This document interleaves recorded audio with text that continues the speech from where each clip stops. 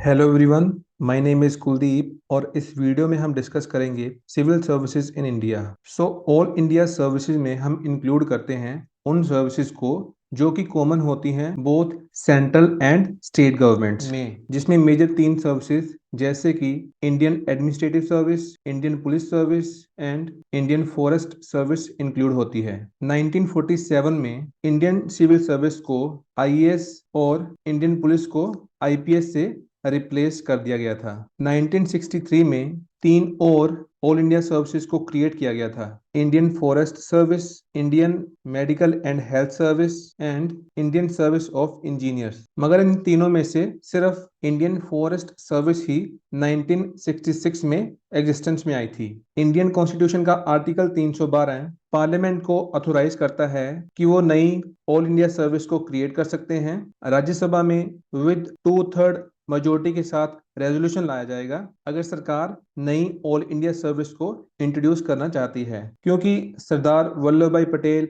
Chief protagonist थे all India service के constituent assembly के अंदर, इसीलिए इन्हें father of all India services कहा जाता है। इंडिया की इंडिपेंडेंस से पहले central services class 1, class 2, subordinate, inferior services में क्लासिफाइड थी। फर्स्ट पे कमीशन की रिकमेंडेशंस को फॉलो करते हुए सुबॉर्डिनेट सर्विस को क्लास 3 और इंफीरियर सर्विसेज को क्लास 4 के साथ रिप्लेस कर दिया गया था। और थर्ड पे कमीशन के सुझाव को मानते हुए 1974 में सेंट्रल सर्विसेज की क्लासिफिकेशन को क्लास 1, 2, 3 और 4 सर्विसेज को रिप्लेस करके group A, group B, group C और ग्रुप डी सर्विस के साथ रिप्लेस कर दिया गया था। जनरली एस्पिरेंट्स की प्रेफरेंस सबसे पहले आईएएस होती है, उसके बाद आईपीएस एंड देन आईएफएस, मगर Indian foreign service comes next to the IAS. बात करें अगर रिक्रूटमेंट के सिस्टम की, तो ऑल इंडिया सर्विसेज की रिक्रूटमेंट के लिए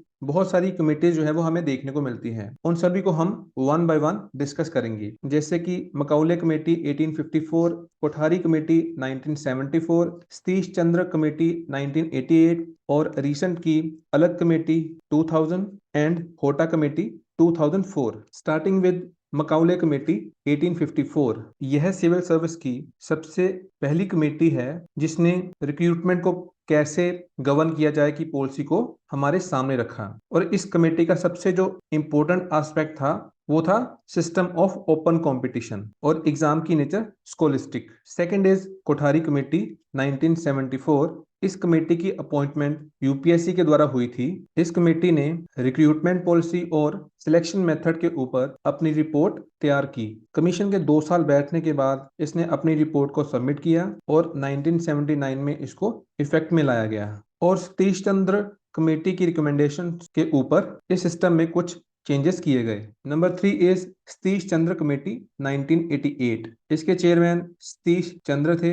इस कमेटी को भी यूपीएससी के द्वारा सेटअप किया गया। 1989 में इसने अपनी रिपोर्ट सबमिट की और 1993 में गवर्नमेंट ने इनकी कुछ रिकमेंडेशंस को इम्प्लीमेंट भी किया। जो सबसे बड़े बदलाव इस रिपोर्ट के द्वारा हुए उनमें था यूपीएससी के एग्जाम में 200 नंबर का ऐसे का पेपर इंट्रोड्यूस करना और इंटरव्यू के मार्क्स 250 से 300 करना। तमिलनाडु सरकार ने 1969 में राजा मेनन कमेटी का सेटअप किया था, जिसने यह सुझाव दिया था कि आईएएस और आईपीएस की सर्विस को अबोलिश कर देना चाहिए। यूपीएससी यानी कि यूनियन पब्लिक सर्विस कमीशन, यह एक कॉन्स्टिट्यूशनल बॉडी है, यानी कि एक ऐसी बॉडी जिसके बारे में बात इंडियन कॉन्स्टिट्यूशन में की गई है, पार्ट 14 आर्टिकल 315 से 323। इसके चेयरमैन और बाकी मेंबर्स की अपॉइंटमेंट प्रेसिडेंट ऑफ इंडिया के द्वारा होती है, जिनका टेन्यूर 6 ईयर और 65 year of age whichever comes earlier होता है। इसकी फॉर्मेशन अक्टूबर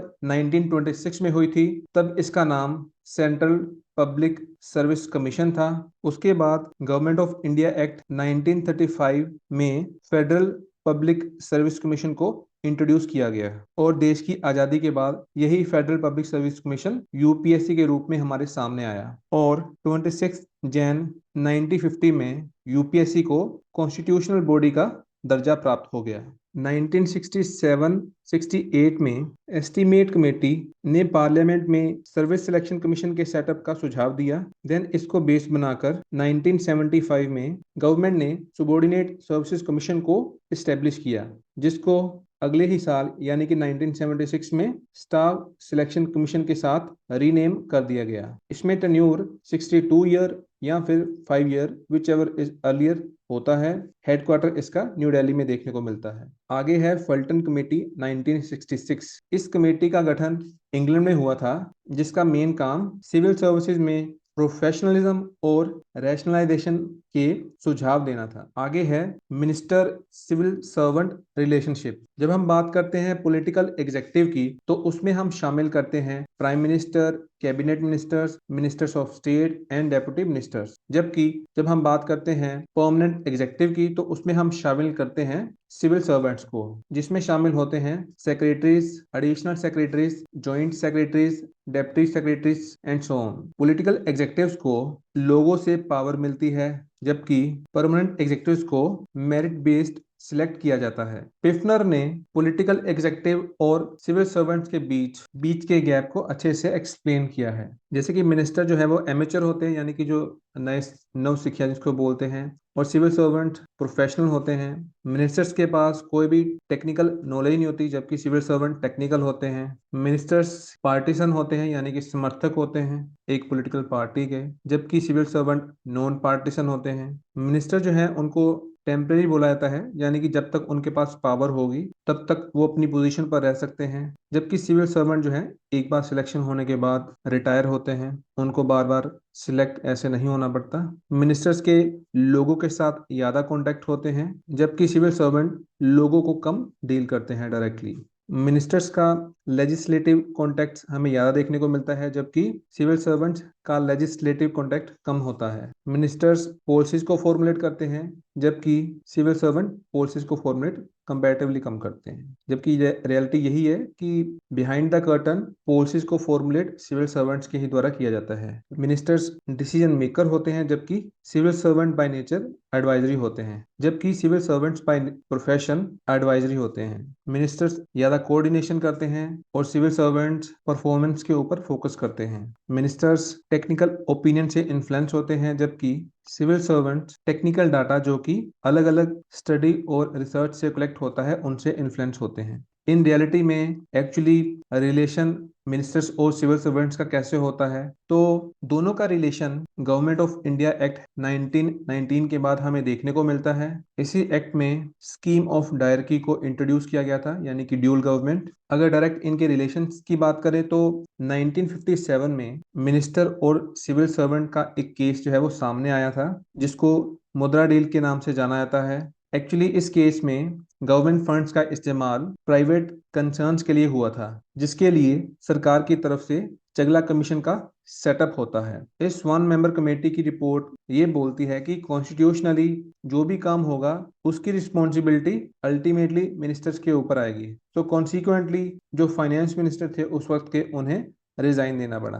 ऐसे ही 1966 में गुलजारी लाल नंदा, जो कि उस वक्त के होम मिनिस्टर थे, उन्होंने प्राइम मिनिस्टर को कंप्लेंट की कि उनके होम सेक्रेटरी एलपी सिंह उनके प्रति नॉन कोऑपरेटिव एटीट्यूड रखते हैं। मगर पीएम ने ज्यादा इस मैटर को कंसीडर नहीं किया और कॉन्सिक्वेंटली गुलजारी लाल नंदा ने रिजाइन किया।